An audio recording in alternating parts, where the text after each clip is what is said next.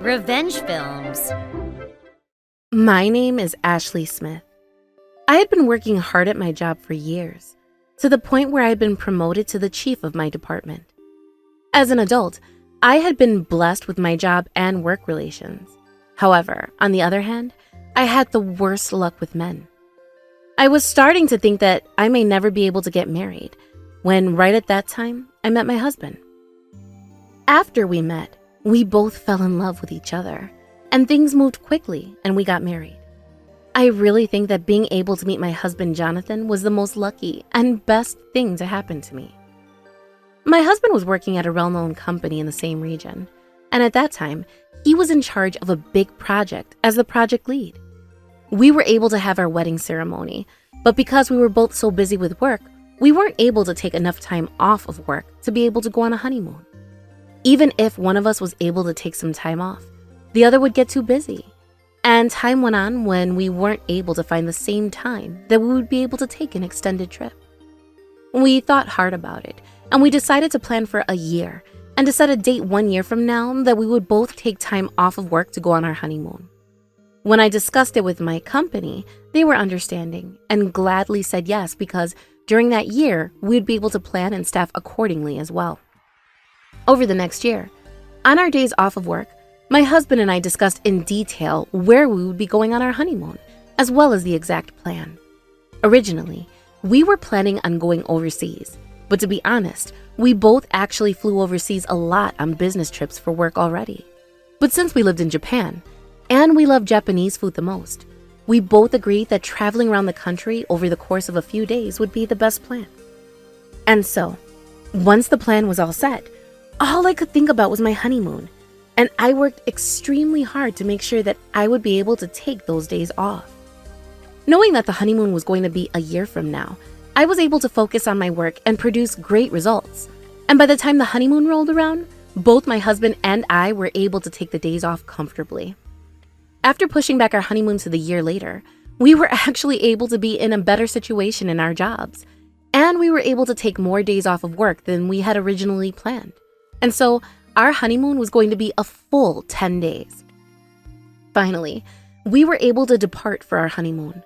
The weather was amazing, and compared to the weather in other places overseas, we were much more used to the climate in our home country, and we were able to enjoy the vacation to the fullest. We thoroughly enjoyed all of the local food in that region before we headed back to our hotel for the night. As we were relaxing at the hotel, reminiscing on the day and playing games together, suddenly the doorbell rang to our hotel room. We hadn't ordered any room service, and because this wasn't our home or anything like that, we weren't expecting any guest. We weren't sure who it could possibly be, but when my husband went to go and answer the door, "Oh, sweet Jonathan, let me stay with you for the night." To our shock, it was Jonathan's mother. We were far from our hometown, and not only that, but we were at a hotel. And on top of all of that, we were in the middle of our honeymoon, and yet we couldn't understand what our mother-in-law was doing there and how she appeared, and the both of us went into a mini panic. According to my mother-in-law, she tried to tell us that the vacation that she had planned just so happened to be at the same location, in the same hotel, but both my husband and I were shocked. Of course, when we were going on our honeymoon, we had given both of our parents our itineraries so that they wouldn't worry. So of course, she knew the dates and location of our trip, and yet she was trying to say it was a coincidence, which was ridiculous. To make matters worse, she turned to me and said, "Oh, Ashley, I didn't know that you were here." I was about to lose my temper with her, but before I could say anything, Jonathan jumped in. "There's no way that you would come to a place like this by yourself for a vacation. I bet you came here with a friend anyway, so hurry up and go back to your hotel with that friend." "I already parted ways with my friend because I was planning on staying here with you tonight. So let me stay with you guys in your room tonight." Are you kidding me? So, you had a vacation planned, and yet you hadn't prepared a place to stay for the night. Surely that wouldn't be the case, would it? "But Jonathan, there's no way that you would ever say something so terrible to your mother. I bet Ashley is telling you to kick me out, isn't she? How awful. I can't believe this." You're one to talk, barging into your son's honeymoon and destroying it, Anyway, I'm not going to let you into this room, so you need to leave and go and find yourself another hotel. Don't say that. That makes me so sad. Your mom knows that you're a really sweet boy, Jonathan, and Ashley has changed you. Jonathan closed the door on her, but she was raising her voice and causing a commotion outside of the door. When things quieted down, we were relieved, but then we received a phone call from the front desk. As it turns out, she was begging the front desk to open our door because even though she was trying to get our attention, we weren't responding, and she told them that maybe we were dead. I was starting to reach the limit of my irritation at her ridiculousness, but Jonathan took the phone for me and started speaking with the front desk. My wife and I are currently in the middle of our honeymoon. There's no way that any parent would show up at a time like that, so whoever that woman is a fraud. Please, send her away. Next, my husband picked up his phone and called his father and demanded that his father come and pick his mother up immediately. That was when we found out that his mother had told him that she was going on a vacation with her friend before she left the house. And then, so that she wouldn't get caught for following Jonathan and I to our honeymoon location, she had told her husband that she was going to a different place. When my father-in-law found out that my mother-in-law had barged into our hotel on our honeymoon, he was furious. I could hear how angry he was on the other side of the phone, and he reassured us that he would come straight away to collect his wife. This was still the very first day of our honeymoon, and we still weren't that far from our hometown yet. We were only about 2 hours away by car on the highway, so it wouldn't take long for Jonathan's father to come. After that, Jonathan's mom kept trying to beg and plead with us to let her into our room, but my husband stood his ground and refused. In the end, during those 2 hours, it was an endless circle between the front desk, my mother-in-law, and us. As time went on, finally, my father-in-law showed up at the hotel. As soon as he arrived and saw her at the front desk, he lost his temper with her. Never in my life have I heard of a parent who tries to join their child's honeymoon! We're leaving, now! He tried to grab his wife and drag her out, but then my mother-in-law pushed him off and said, I know that Jonathan made a reservation at this hotel to spend time with me here. This trip is supposed to be for me and him, so I'm not going anywhere.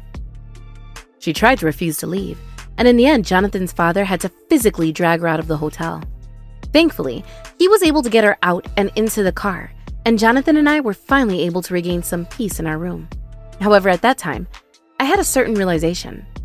When we were deciding on where to go for our honeymoon, in the beginning we had considered going overseas, when we were over at Jonathan's parents' house and telling them about our ideas for the honeymoon.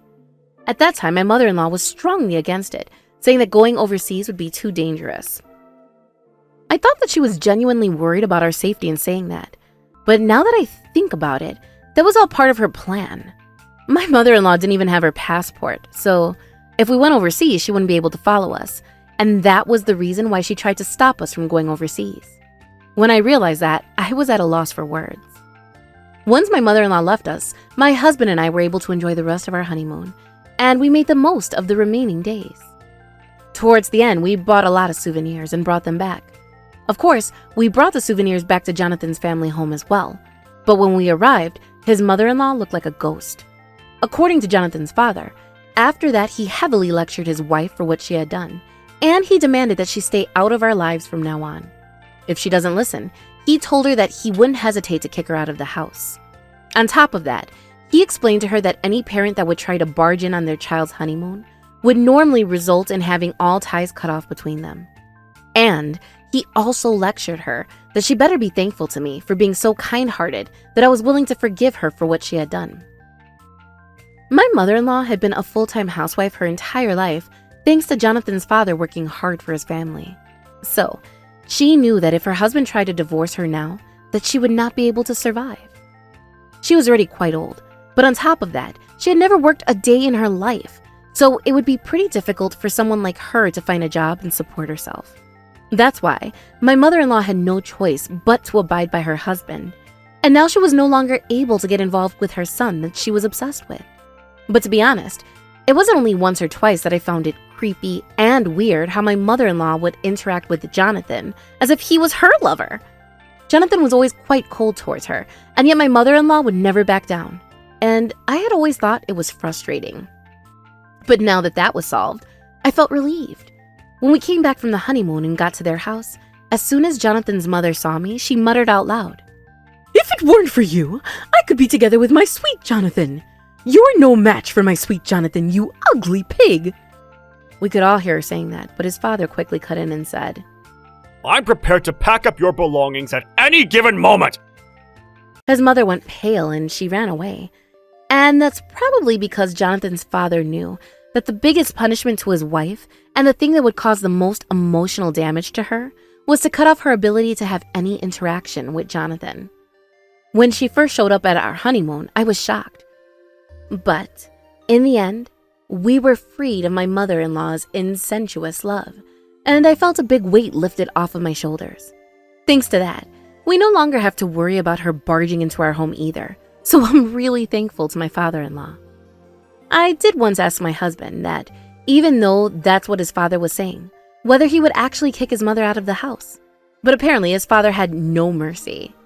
He would, and my mom knows that. That's probably why there's nothing she can do about it. As long as my mother-in-law didn't try to do anything crazy again, she probably won't show up here. But even if she did, she would get an immediate red card and be kicked out. So I don't think I'll have to be seeing her anytime soon. How was today's video? If you enjoyed it, please subscribe, like, and leave a comment. Stay tuned for more.